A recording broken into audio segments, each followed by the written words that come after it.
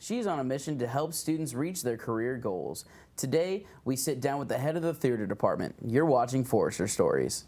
All right, let's go. Here we go, guys. It's going to be great. All right, let's do this.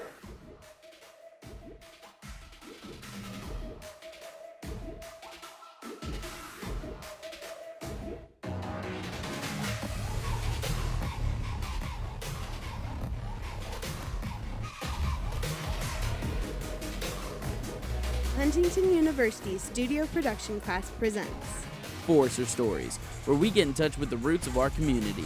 one branch at a time.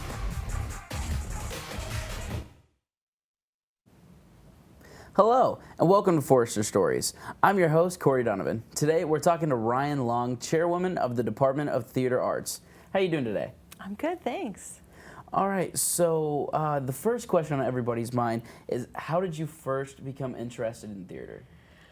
Well, really, I think that I've been interested in it my whole life, even in the times that I didn't really realize it. When I was in elementary school, I loved watching theater. I loved being, we would stage our own shows as with my cousins. We would, put together plays for holidays and things like that, and I always loved doing that.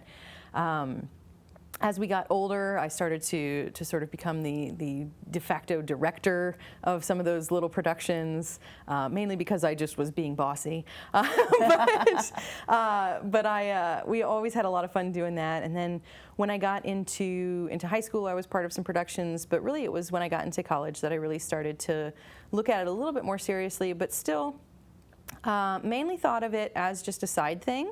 It really wasn't until I graduated college and got out and realized that was where my passions really were centered, that I decided to pursue it more as a full-time career rather than just something as a hobby. Okay, so after you were pursuing it as a career, what made you decide to become an educator in theater? I think it was sort of a natural progression. I always had a bent towards directing, and so I really enjoyed directing. But I also really enjoyed working with actors and coaching them and helping them with their craft. And so I would do that as a director informally. I started to lead workshops and things like that. And it just sort of became a natural progression. I decided to go to graduate school partly because I wanted to improve my skill level, but also because I wanted to get some more experience teaching and decide if that was a career field. And as soon as I started doing it, I was like, yes, this is it. So. I really enjoyed being able to witness the growth in different performing artists and see how they would progress over the course of their training. Okay, so what do you do here at Huntington then?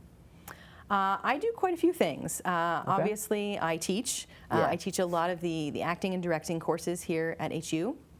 I also teach history and lit of theater. I have a background teaching English courses as well. That was my undergraduate was in English, and so I do teach those courses as well. But I also am chair of the theater arts department, so as such, I handle a lot of the producing responsibilities with the productions.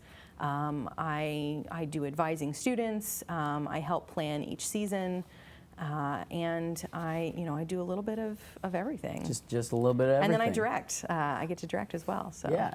Well, that's awesome. So we're going to take a quick commercial break right now, and then when we come back, we are going to be talking about more of the theater department and just everything that happens there.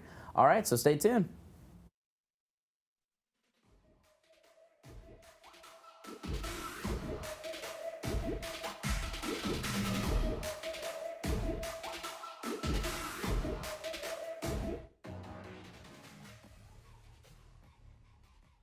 This is how we like to do it.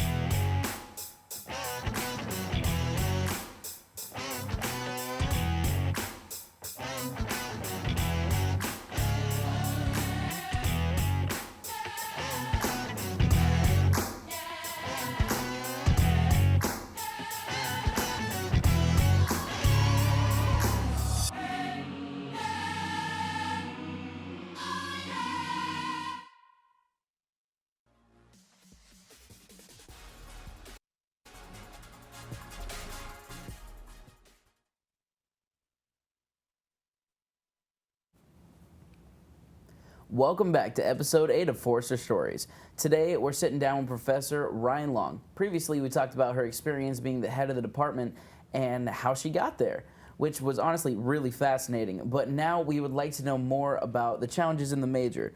So where do theater majors from Huntington usually end up? It varies widely. A lot of it depends on where the student wants to end up geographically, what area they're focusing on, whether it's acting or tech, stage management, different things like that. But we've had students end up all over. We've had students work for Disney and for cruise lines. We've had them work locally in Shipshewana at Blue Gate Musicals, which is a musical theater that's done in Amish country.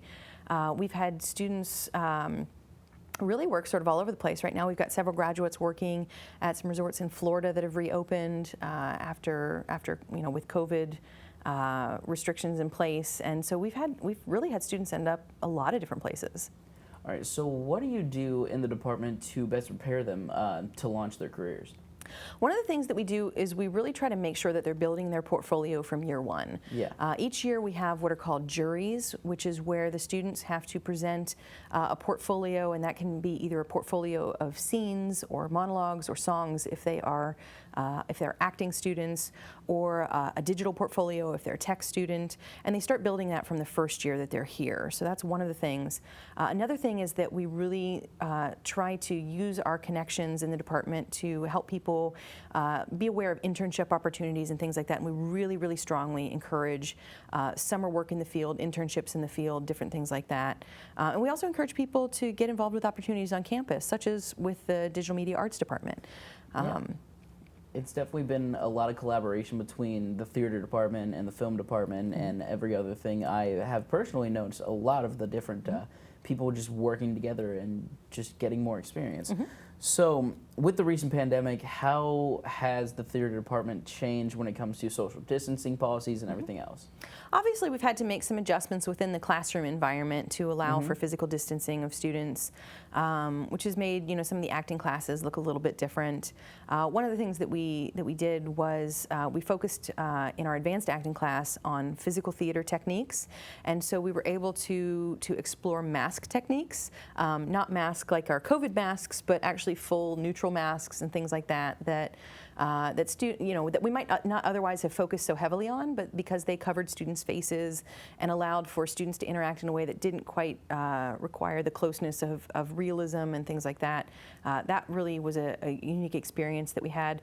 We've also adapted our rehearsal protocols so that we have temperature checks before each rehearsal. Actors are wearing face shields. Technicians are wearing COVID masks at all times, and so we've adapted our rehearsal procedures to try to make sure that everybody is safe. And then do you think with some of these changes it's benefited the theater department in certain ways for years to come? Yeah, I think that the fact that we've sort of looked at some out-of-the-box things has given us some great ideas of things that we want to keep doing. Okay, yeah, that's really awesome. So how do you help your students kind of like refocus and kind of not just get discouraged with everything that's going on right now? That's a challenge. If I had a really good answer, I'd probably be really rich right now. But I think just trying to stay positive myself. And some days that can be a challenge because it has disrupted our daily routine. It has disrupted the way we interact with one another.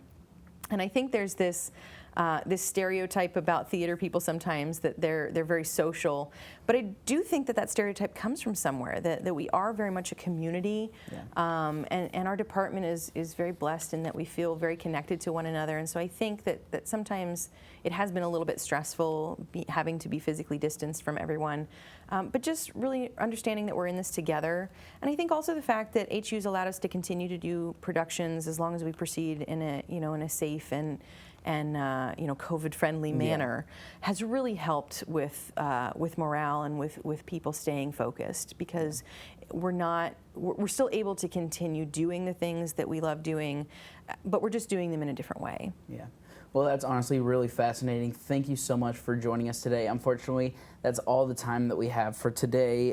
Thank you again for joining us. We really appreciate everything that you do here at Huntington University. And make sure you check out previous episodes of Forster Stories on Facebook and YouTube. And also be sure to check out the theater's next performance, Fuente Ovejuna. You can get your tickets at the box office. Until next time, have a great day.